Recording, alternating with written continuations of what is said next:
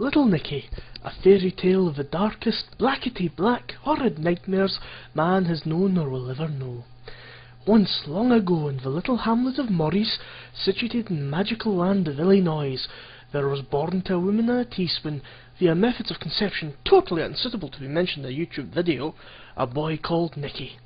After holding him to her breast and looking into his dead little piggy eyes for the first time, she screamed and threw him into her mother's basement, before eloping with the kettle, much to the amusement of the pot, who had long suspected the kettle to be an uncouth, lecherous piece of kitchenware, given to whistling suggestively at any young woman wandering by, though it always claimed to be just boiling at that particular time. Wizened by age though she was, Nicky's granny did her best to raise him to be a decent man, though her efforts were in vain, for there was evil in Nicky.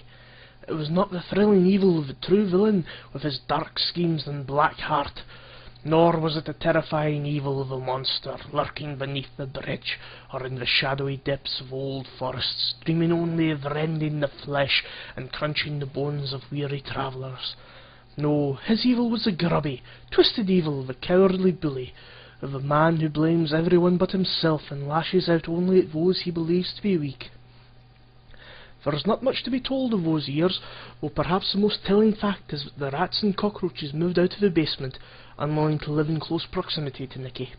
But then, one day, after Nicky had grown as much as he was ever likely to, he came to Granny and said, "Granny, I'm guessing the day has come for me to find my fortune, and none of those faceless cowards will stop me. But I need food and money." Now, Granny was far from wealthy. She had never even been able to afford to replace the kettle after all. But Nicky was her flesh and blood, and so she gave him a third of all that she had, which he took gleefully, while muttering under his breath that she should have given him more in honour of how he had cared for her all these years, and set out to find his fortune. Now young Nicky had a plan.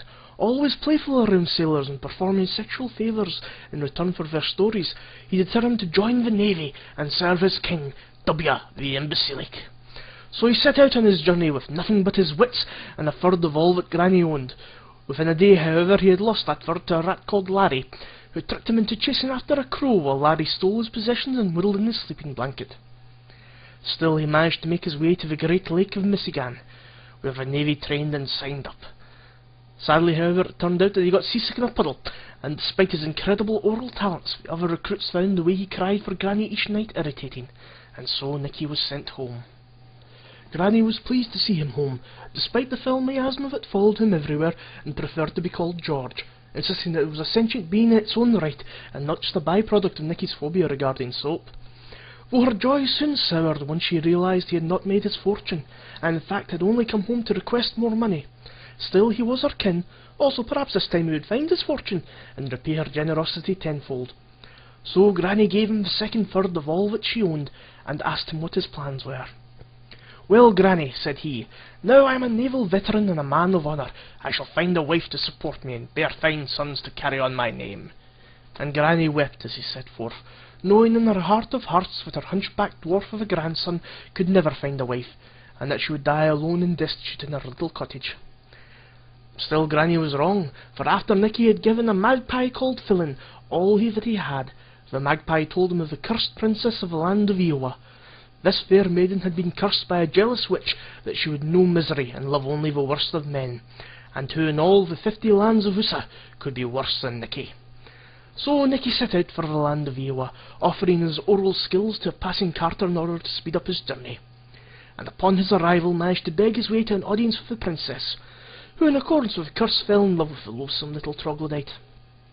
Despite the protests of her parents, the king and queen of Iowa, she moved Nicky into her palace and supported him while he flirted with the kitchen maids and told poorly conceived and non-descriptive tall tales of his heroic time in the navy, despite the fact that he had spent less time in the ocean waves than a desert nomad.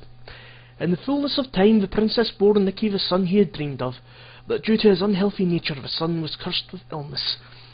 Concerned with the way in which he treated their daughter and poor grandson, the king and queen intervened, beseeching a mighty wizard who agreed to break the curse on their daughter.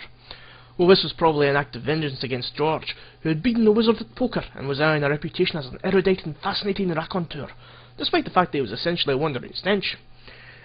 In the end it matters little. The spell was broken, and the princess, seeing Nikki for what he truly was, threw him from her carriage, and banished him from the land of Iowa. So Nikki and George made their way back to Maurice and Granny.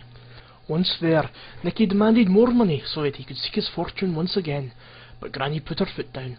"My grandson, you have taken 2/3 of all that I own. Should I give you any more, I will surely starve. Still, though ugly and poorly potty-trained you may be, you are flesh of my flesh. If you wish, you may stay with me, and though it will not be easy, we might still live on what is left." After spending half an hour on the floor rolling around and crying, Nikki finally agreed to his granny's terms. George, however, had at long last had enough of Nikki, and left to pursue a successful career as a radio personality, where the fact that he was an abominable stench that made the elder gods' unwashed underwear seem pleasant was not held against him. In fact, it was George's success that inspired Nikki to his final plan to seek out his fortune, while staying safe and secure in his bondage sleep sack in Granny's basement. George was a talented storyteller, and had come from his stinky pores, so surely Nikki was at least as talented. Nikki would become a writer, and not just any writer. No, he would be the greatest writer of horror that Illinois or Iowa or even USA had ever seen. So Nikki started to scribble incomprehensible stories on scraps of paper, and send them off to the many publishing houses in USA. But all of them just laughed at his terrible stories, and told him that he wasn't as good as Stephen, the King of Horror, or the King Writer, or even their pet puppy. With each rejection, Nikki grew angrier and angrier. He even started to write nasty notes he'd slip under the King Writer's door when they were away from home and no one was looking. All of which just made the King Writer laugh. With each year, Nikki grew more and more despondent as no one took him seriously, even when he started to publish his own stories by handing them out to people who'd stopped their carriages at crossroads. The only things that gave him joy in life were his bondage sleep sack and masturbating to the memories of his youth, when he'd been ever so playful around sailors, who now regarded him and his claims of being an honourable veteran with nothing but scorn. And then, one lonely day, he tied his bondage sleep sack too tight and suffocated himself, his last final croaked word being "Rosebud," which was much to the secret relief of Granny, who burned down the cottage, claimed the insurance money, and emigrated to Fiji. And the moral of this story is that when you engage in autoerotic asphyxiation by yourself, a safe word won't save your ass.